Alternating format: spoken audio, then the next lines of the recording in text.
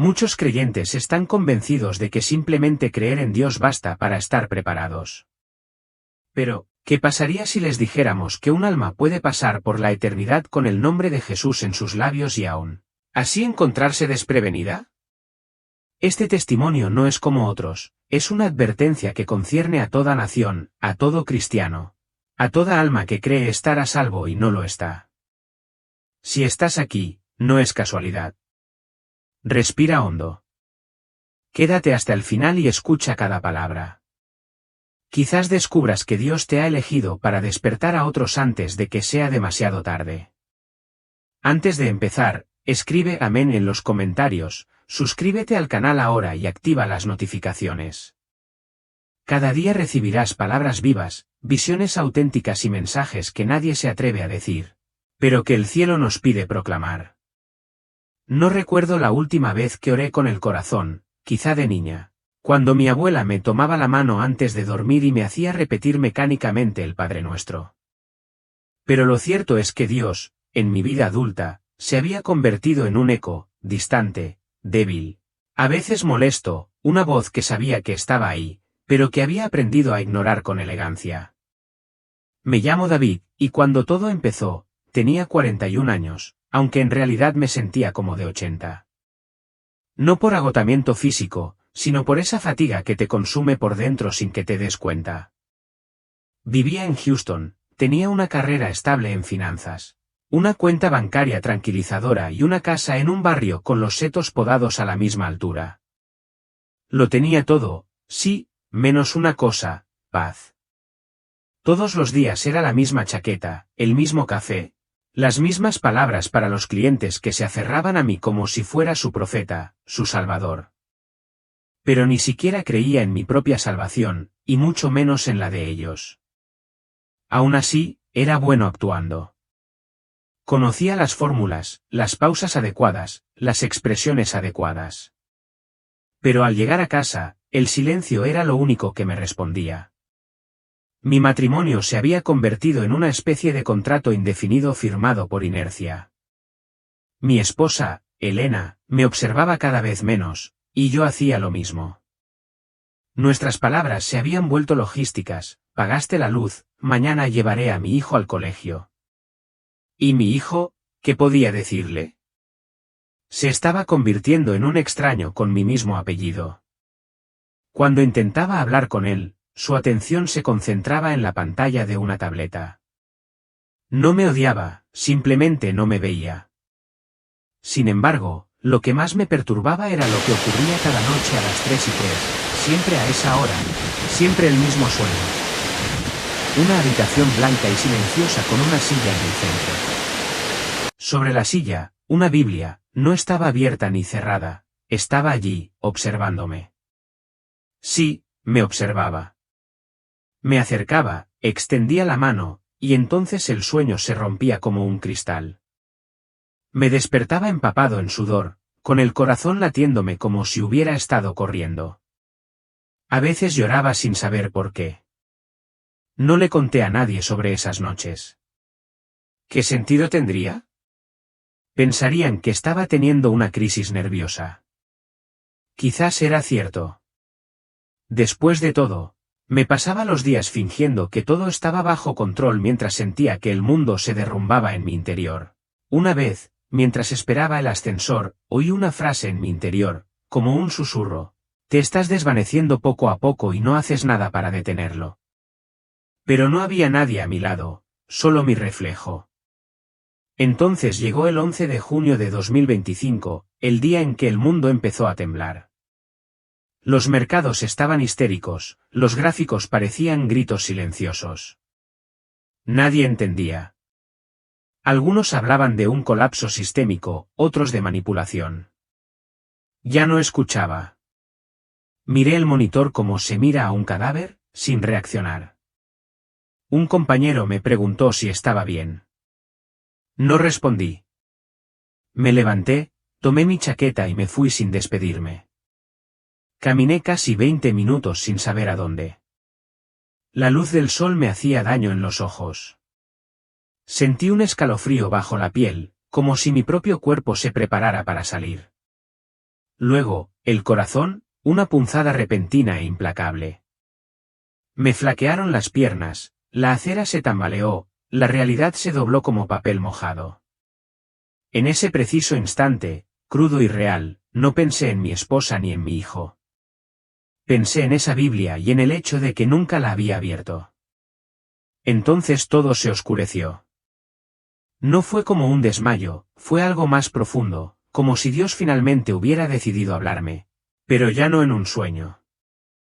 No vi la luz al final del túnel.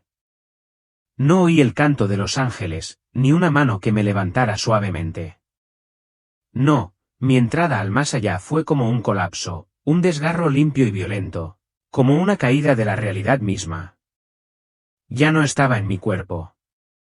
No sentía el peso de mis huesos ni la presión de mi corazón, sin embargo, estaba consciente. Terriblemente consciente. Abrí los ojos, si así se le puede llamar, y vi la tierra suspendida bajo mí, hermosa y frágil como una canica de cristal. Pero algo había cambiado, el cielo a su alrededor no era negro como el universo, era rojo, un rojo profundo y oscuro como una herida sin cicatrizar. Y entonces lo oí, un sonido distante, un rugido que atravesaba galaxias, atravesando el espacio como una espada de fuego. El rugido se acercaba desde el borde del horizonte. Del vacío emergió un caballo rojo fuego. Pero no era solo un animal, era una criatura hecha de llamas y poder, una entidad viva y tremenda con ojos como cráteres en erupción. Sobre él se alzaba una figura con una capa negra como la ceniza, un rostro en el que no podía fijar la mirada, como si el universo mismo se negara a darle rasgos. Cada paso del caballo en el mundo provocaba oleadas de terror, terremotos y derramamiento de sangre. No pisoteaba físicamente, pero cada casco generaba guerra. Vi China, una explosión silenciosa sobre Pekín, gente corriendo sin rumbo. Vi Rusia, columnas de humo elevándose de campos nevados. Vi Irán, una explosión en el corazón de una ciudad antigua. Luego vi a Israel, rodeado, de rodillas, pero no desmoronado. Todas las naciones parecían aturdidas, como si un hechizo oscuro hubiera silenciado a sus líderes y desatado a los pueblos. Y finalmente vi América, pero no la América de las postales, ni la América de las promesas. Vi su alma, y ya no brillaba, estaba confusa, cansada, dividida. La costa oeste estaba oscurecida por una nube gris que parecía viva, densa como una conciencia sucia. Seattle brilló un instante como una chispa, y luego fue engullida por una explosión. No era una película, no era una simulación, era real. Sentí la onda expansiva atravesar el cielo espiritual, como si el universo mismo hubiera contenido la respiración. Entonces vi el corazón de Estados Unidos, su espíritu, y lloró. Era como un águila herida, incapaz de volar, atrapada en sus propias cadenas. Una voz rugió en el aire como un trueno en un campo vacío, llamaron a la paz, compromiso. Armaron naciones por amor al dinero. Vendieron la sangre de inocentes en el mercado de los acuerdos. Un escalofrío me recorrió, aunque no tenía cuerpo. La verdad estaba desnuda ante mí, no había más excusas, ni noticias que cambiaran de versión o negociaran. Las cosas eran como Dios las veía, y nadie podía decir lo contrario. Entonces el caballo se detuvo en el centro de todo, y un sonido profundo, más parecido a un lamento que a una palabra, llenó el aire, la balanza ha sido pesada. Las naciones han fracasado, pero no todas. En ese momento vi algo diferente, chispas en el humo. Vi rostros, jóvenes, ancianos, hombres y mujeres, de rodillas. No gritaban consignas, no portaban armas. Lloraban, rezaban. Algunos estaban en habitaciones diminutas, otros en campos, otros frente a iglesias en ruinas. Una multitud silenciosa pero poderosa. Y sobre ellos, una paloma, no blanca, sino hecha de luz viva, como un fragmento del paraíso. Entonces la voz dijo, quien escuche el llamado será protegido. Los demás caerán en el engaño. Y sentí. por primera vez en mi vida, un temor santo, no pavor, sino conciencia de que todo lo que había ignorado era real, que la batalla no era futura, ya estaba en marcha, que el juicio no comenzaría, ya había comenzado. No sé cuánto tiempo permanecí suspendido después de esa visión.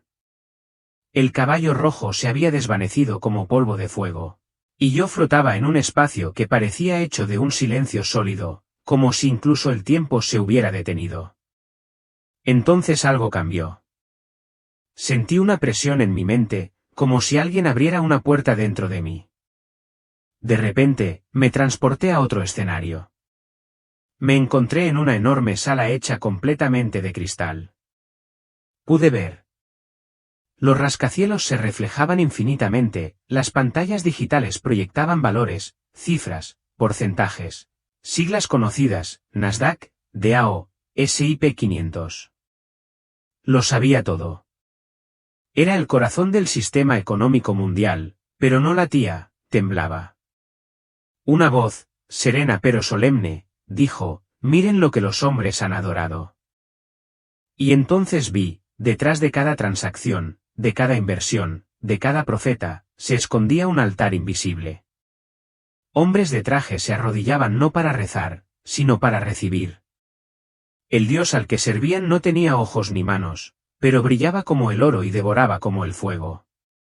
Sus ofrendas eran las horas de sus vidas, familias abandonadas, conciencias vendidas, verdades comprometidas. Entonces hubo un destello y la escena cambió. Estaba en una ciudad estadounidense, quizá Chicago o Dallas, y la gente corría de un banco a otro. Las filas se extendían por cuadras enteras. La gente gritaba, lloraba, suplicaba, algunos caían de rodillas frente a cajeros automáticos que mostraban la misma palabra, fracaso. Y entonces comprendí que no era solo una crisis económica, era un juicio espiritual. El sistema mismo se estaba derrumbando porque estaba construido sobre cimientos podridos, confiar más en el dinero que en Dios. Vi cuentas bancarias vacías como pozos perforados, acciones desplomadas a cero en un abrir y cerrar de ojos, tarjetas de crédito convertidas en plásticos inservibles. Pensiones, ahorros, fondos, todo se evaporó. Mientras los hombres clamaban a los gobiernos, a los banqueros, a los mercados, casi nadie clamaba a Dios. Casi nadie, porque, en medio del caos, vi una escena que jamás olvidaré, una anciana sentada en un banco con una Biblia desgastada apretada contra el pecho. A su alrededor, la ciudad se derrumbaba, pero ella tenía paz. Tenía los ojos húmedos, pero fijos en lo alto. Un niño se acercó y le preguntó, ¿no tienes miedo? Ella respondió, no, porque mi tesoro no está aquí. Esas palabras me conmovieron. Durante años había predicado la seguridad en los números, en las carteras equilibradas, en las inversiones a largo plazo, pero en ese momento comprendí lo ilusoria que era esa fe. Había construido mi casa sobre arena, y ahora las olas la arrastraban. Entonces vi a millones de personas en todo el mundo enfrentadas a una disyuntiva, seguir aferradas a lo que se derrumbaba o dejarlo ir y confiar en el Dios invisible. Mientras la mayoría intentaba reconstruir sobre el polvo, algunos, unos pocos, cayeron de rodillas, no por desesperación, sino por rendición. Una escritura apareció en el cielo, brillante como el sol de la mañana, quien ha puesto su corazón en la riqueza, ahora verá el vacío. Quien ha guardado la palabra en su corazón, ahora será saciado. Y entonces comprendí por qué veía todo esto, no era solo un mensaje para el mundo, era para mí, porque había vivido para acumular y ahora moría por falta de verdad. Tras la visión del colapso económico, pensé que nada podría sacudirme más que lo que ya había visto, pero me equivoqué. Había otro nivel, otra profundidad aún más vertiginosa, y Dios me guiaba hacia ella. No puedo explicar cómo sucedió, pero de repente me encontraba en lo alto, mucho más alto que la tierra, como suspendido en una frontera que separaba lo visible de lo invisible, el tiempo de la eternidad, la mentira de la verdad. No estaba en el cielo tal como lo entendemos, sino en un lugar espiritual que me permitía verlo todo como lo ve el Todopoderoso, desnudo, auténtico, sin velo. La tierra me parecía hermosa y frágil, como si estuviera hecha de aliento y cristal. Pero lo que atrajo mi mirada fue el firmamento. El cielo que siempre había considerado mudo y distante comenzó a moverse, no en sentido físico, sino como si estuviera a punto de abrirse como una puerta sellada durante siglos. Las estrellas, que siempre creí inertes, comenzaron a vibrar como las cuerdas de un instrumento tocado por la mano de Dios. De cada una emanaban señales que parecían comunicar algo urgente, como si el universo entero intentara decirle algo a la humanidad.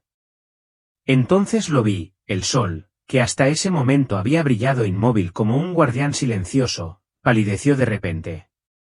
No se oscureció del todo, sino que se volvió opaco, enfermizo, como si su propia luz se hubiera contaminado. Inmediatamente después, la luna, llena y suspendida sobre un océano en calma, se tiñó de rojo. No era un rojo natural como el de los eclipses, sino un rojo intenso y aterrador, como sangre recién derramada. Y entonces llegaron 3 cometas. No se desplazaban como estelas luminosas, sino que se movían lentamente, con solemne lentitud, trazando arcos precisos en el cielo sobre cada continente. Cada uno parecía decir algo, uno se detuvo sobre Europa, otro sobre América, otro sobre Oriente Medio. En el silencio absoluto oí una voz, no humana, inaudible, sino grabada directamente en mi corazón. Era la voz de Dios: he escrito en los cielos lo que los hombres han borrado de sus corazones.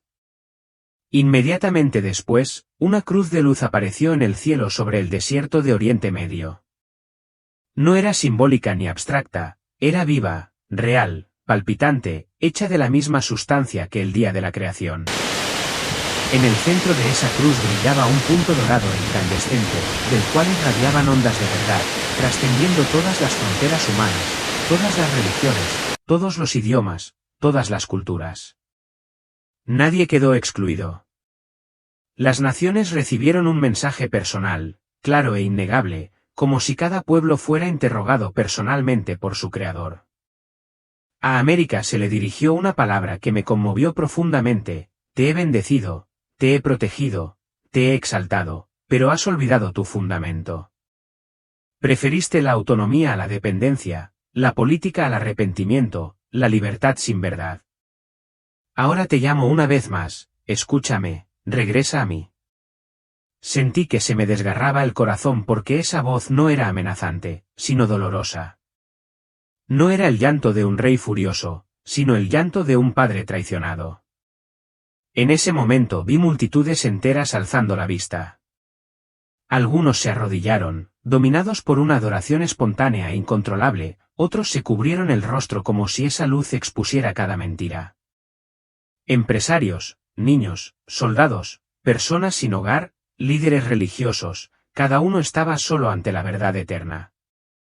Nadie podía apelar a nada más, la conciencia de la humanidad se iluminaba de golpe en un instante inmenso. Entonces, como grabada en el firmamento mismo, apareció una escritura que ardía como fuego, pero no destruía. Cuando vean estas señales, no miren hacia abajo. No busquen explicaciones. Búsquenme a mí. Y entonces comprendí, aquello no era solo una advertencia, era un acto de amor, un llamado, quizás el último, después del solemne silencio de los cielos y del grito del Padre grabado entre las estrellas. Pensé que nada podría superar la intensidad de esa revelación, pero lo que vi inmediatamente después fue aún más desarmante. Ya no era la advertencia del cielo, sino el cielo descendiendo; ya no era el juicio inminente, sino la misericordia derramándose como un río que se desborda, barriendo los desiertos del corazón humano. De repente me encontré entre la gente, no como un espíritu flotante, sino inmerso entre hombres y mujeres reales, como si caminara por la tierra en muchos territorios a la vez. Vi diferentes ciudades superpuestas como transparencias, Lagos y Los Ángeles, Seúl y Sao Paulo, Roma y Manila, Detroit y Buenos Aires, Kinshasa. No había fronteras ni barreras, solo sed. Las calles estaban llenas, pero no de protestas ni pánico, estaban llenas de hambre, hambre de Dios. La gente se arrodillaba en las aceras, en el metro, en las plazas, jóvenes tatuados y ancianos con las manos deformadas por el trabajo, jóvenes que días antes habían estado publicando vídeos de odio, ahora con las manos alzadas al cielo como niños que piden ser alzados.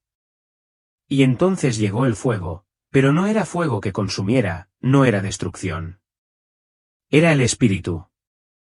Descendió no como una llama violenta, sino como un calor vivo que traspasaba los huesos. Parecía líquido, pero era luz. Parecía luz, pero era una voz que entró sin pedir permiso y dijo: vuelve, eres mío. Vi iglesias enteras, frías y abandonadas, abiertas como flores tras una larga sequía. Pastores que habían perdido la fe volvieron al púlpito temblando.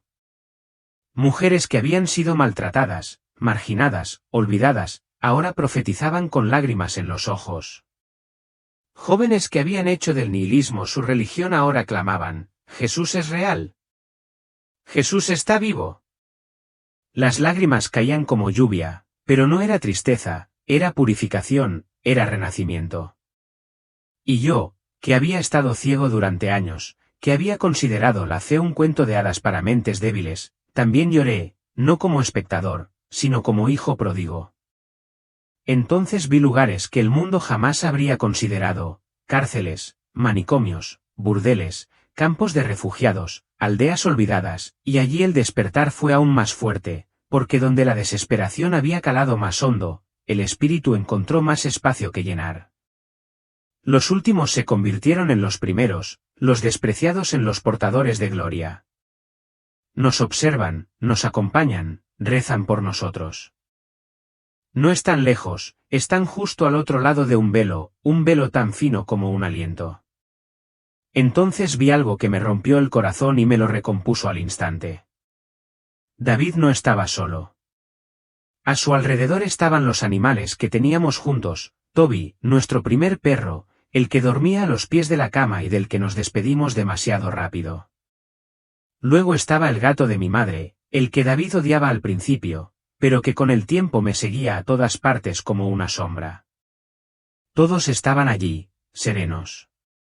Ninguno mostraba signos de vejez ni enfermedad, me miraban con ojos que no pedían nada, pero que lo daban todo.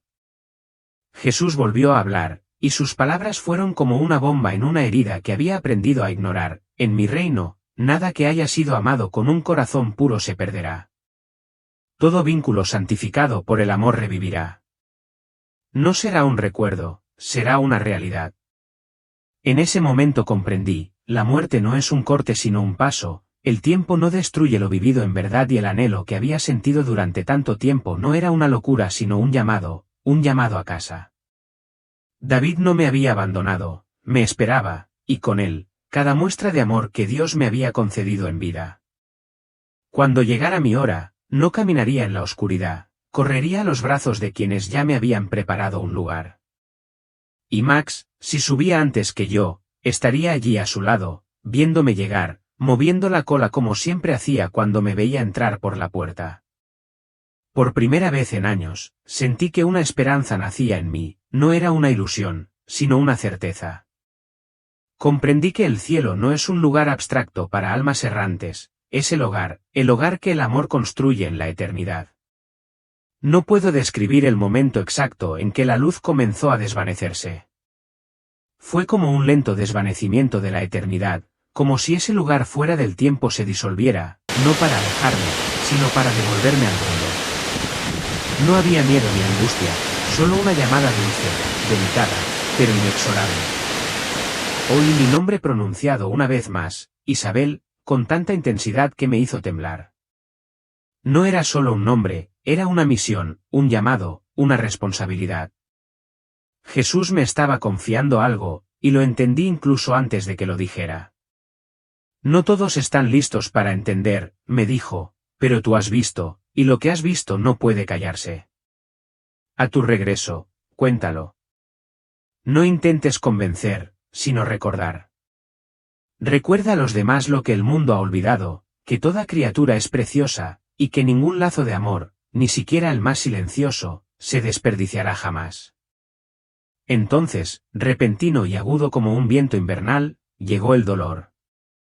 Mi cuerpo empezó a hacerse sentir de nuevo, mis huesos, mi cabeza, mi pecho, pero mi corazón gritó primero, como si hubiera percibido algo incluso antes de que abriera los ojos. Había alguien a quien tenía que encontrar. Intenté moverme, pero mi cuerpo estaba pesado, anclado, como atado por cadenas invisibles. Sonidos apagados, voces lejanas, máquinas, el ritmo electrónico constante, hospital, vida, regreso. A través de la niebla que regresaba de mi consciencia, la pregunta estalló como una sirena en mi interior: Max, ¿dónde estaba Max? Lo había dejado tirado en el asfalto, con el cuerpo desmoronado como una hoja pisoteada.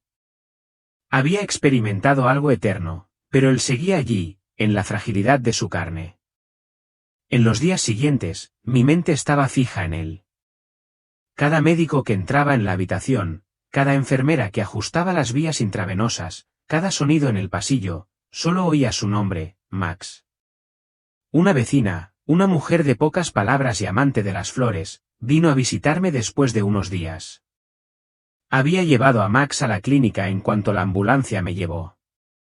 Dijo que estaba muy grave, que no se movía, que respiraba con dificultad, pero respiraba. Esa palabra me conmovió y me sanó al mismo tiempo. No había terminado, había esperanza. Había visto la eternidad, pero ahora mi fe tenía que vivir en el tiempo. Todas las noches oraba como nunca antes, no por mí, sino por él. Le hablaba como se le habla a un niño dormido. Le conté lo que había visto, que no era casualidad que lo hubieran enviado, que Dios había hablado de él. Le dije que no era solo un perro, sino una misión viviente, una señal. Pasaron las semanas. El tiempo era confuso, contraído, como en esos sueños en los que uno despierta sin saber si ha pasado un minuto o un año. Entonces, una mañana, mientras estaba sentado en esa rígida silla de hospital con la espalda ardiendo y la vista cansada, entró el veterinario. Su rostro era serio, profesional, y en mi corazón me preparé para lo peor. Pero entonces dijo que abrió los ojos. Max, el perro, los abrió. Nos miró. Me derrumbé, no teatralmente. Me encorvé como un árbol que finalmente se deja doblegar por el viento. Lloré en silencio, sin emitir sonido alguno. Sin embargo, cada lágrima era una oración. Él estaba de regreso, o al menos regresaba lentamente, como yo, lentamente pero con la fuerza que da el haber tocado algo más allá de esta tierra. Cuando por fin lo volví a ver, su cuerpo estaba vendado, respiraba débilmente y tenía la mirada apagada. Pero en esa única y débil mirada, estaba la misma promesa que había visto en los ojos de Jesús: estoy aquí y no te he abandonado. Y yo, temblando, le respondí en mi corazón: yo tampoco. Nunca he creído que uno pueda prepararse de verdad para la separación. No importa cuánto tiempo hayan pasado juntos, cuántas arrugas hayas contado en su hocico, ni cuántos atardeceres hayan visto juntos. El corazón se engaña pensando que puede vivir con la idea de que un día todo terminará. Pero cuando llega ese momento, el corazón se rompe de igual manera, aunque lo supieras, aunque lo esperaras, aunque ya te hubieras dicho que era el ciclo de la vida. Max había envejecido, y yo también. Sus pasos se habían vuelto más lentos, sus días más cortos. Ya casi no ladraba, pero me seguía a todas partes con esa calma silenciosa de quien ha comprendido que el tiempo es oro y no se desperdicia en cosas inútiles. Pasábamos horas juntos en el jardín, bajo el viejo árbol que habíamos plantado el primer año en esa casa. Él se tumbaba a mis pies. Yo leía o simplemente cerraba los ojos y escuchaba el viento en las hojas, mientras el mundo exterior pasaba veloz como si nunca tuviera tiempo para el amor. Entonces, una mañana, todo cambió. Max no vino a buscarme cuando me levanté. No se oían sus patas en el suelo, ni su hocico rozando mi mano. Lo encontré en su cama, despierto pero quieto, con una mirada diferente, sin miedo, pero con una especie de paz, como si ya hubiera visto lo que yo aún temía. Lo llevé a nuestro jardín. El sol se filtraba entre las ramas como para bendecir cada instante. Dio unos pasos inseguros y luego se detuvo. Me miró, y en esa mirada lo había todo, la gratitud de toda una vida, el amor que nunca se había detenido y una despedida que no necesitaba palabras. Me arrodillé a su lado, lo tomé en mis brazos y, mientras lo sostenía, sentí que su cuerpo se relajaba como si por fin hubiera encontrado la libertad. Su cabeza reposó sobre mi hombro, su respiración se hizo más lenta y luego se detuvo. Me quedé allí, con la cara hundida en su pelaje, dejando que las lágrimas me marcaran el rostro sin resistirme, sin contenerme. No sé cuánto tiempo estuve así. No había reloj en ese momento, solo dolor y amor entrelazados de una forma que nunca antes había sentido. Era como si una parte de mí muriera con él, pero otra parte, la que había descubierto durante mi experiencia, ya empezaba a brillar. Max se había ido, pero no había desaparecido. Lo sentía en todas partes, en el aire, en el silencio, en la forma en que la luz de la mañana se posaba sobre el sillón vacío. La casa estaba silenciosa, pero no vacía. Su espíritu estaba allí, y lo sabía porque Jesús me había dicho que nada que se haya amado con un corazón puro se perderá. En los días siguientes, me preguntaron si quería enterrarlo en nuestro jardín. Dije que sí y pedí que estuviera bajo nuestro árbol, el que había presenciado nuestras estaciones, nuestras sanaciones, nuestras risas. Cada mañana, voy allí, pongo mi mano en la tierra y le hablo, no con palabras cualquiera, sino con las que solo llegan cuando el corazón se ha roto y luego sanado con amor. Gracias, Max, le digo. Gracias por amarme cuando no lo merecía, por quedarte cuando todos se fueron, por ser mi puente, mi sello de ayuda, mi señal del cielo. Entonces miro al cielo y sonrío incluso entre lágrimas, porque ahora sé, cuando llegue mi hora, cuando mi cuerpo también se vuelva luz y la luz vuelva a buscarme, alguien me estará esperando. Lo veré correr hacia mí, con las orejas al viento y los ojos brillantes, como solía hacerlo al oír el sonido de las llaves en la puerta. Y David estará allí, de pie detrás de él, con esa mirada que nunca he olvidado. Mi familia estará allí, las voces que he amado y perdido. Pero antes que nada, él estará allí, mi Max, el perro que Dios envió para salvarme cuando ya no sabía vivir, el perro que me enseñó que el amor más silencioso suele ser el más eterno. Ese día correremos juntos sin dolor, sin miedo, sin tiempo, para siempre. Gracias de todo corazón por acompañarnos hasta el final de este testimonio. Si aún estás aquí, es porque algo ha tocado lo más profundo de tu alma, y quizás ahora mismo, el Espíritu Santo esté llamando suavemente a la puerta de tu corazón. Te invitamos a realizar una pequeña acción que puede tener un gran impacto. Escribe en los comentarios desde qué ciudad o país nos sigues para que podamos incluir tu tierra en nuestras oraciones diarias. Si aún no lo has hecho, suscríbete al canal y activa la campanita para no perderte ninguna de las revelaciones y testimonios que compartimos a diario para edificar y despertar el espíritu. Sobre todo, comparte este vídeo con al menos 3 personas que amas, amigos, familiares, hermanos y hermanas en la fe, porque un simple clic hoy puede reavivar la esperanza en un corazón apagado, derramar una lágrima sanadora y llevar a un alma perdida de regreso a los brazos de Dios. Recuerda, los animales también son un regalo precioso del Creador.